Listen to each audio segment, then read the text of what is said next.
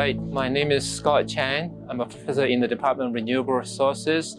My expertise is in forest soils and nutrient dynamics, but I guess I work in many different aspects of nutrient dynamics and forest soils. I do work on other type of soils as well.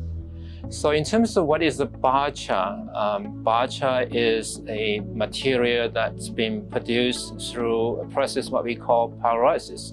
And so I will explain the term pyrolysis first. Pyrolysis is a process where we place an organic material into environment where there's really limited oxygen or no oxygen at all.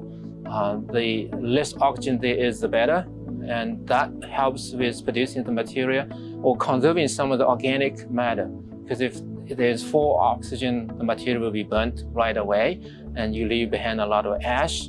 And so in this case, I have a sample of biochar. You probably lose about half of the mass. So you have half of the mass left as organic, still organic carbon. And this carbon is really stable after it's been charred. And the look of this biochar is really similar to a charcoal. If anyone has played with the charcoal before, it's really similar to a charcoal.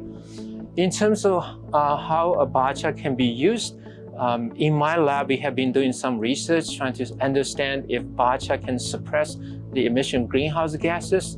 Greenhouse gases obviously is something that's going to be harmful to the environment, to the atmosphere, can potentially cause global warming, global climate change. So that's one potential application. Another potential application is, as I said earlier, the carbon contained in the biochar becomes quite stable.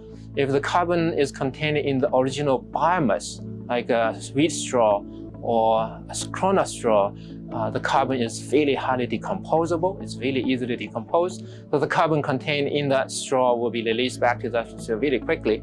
But once the straw is converted into biochar, the carbon is really stable. And so we put this carbon or the biochar back into the soil, the carbon can be preserved in the soil for a very long period of time. So that helps with cleaning up the air, right? Instead of leaving the carbon dioxide in the air, carbon dioxide is converted into the biomass through photosynthesis, and the carbon then is preserved in the soil. So those are two of the potential applications. There are others.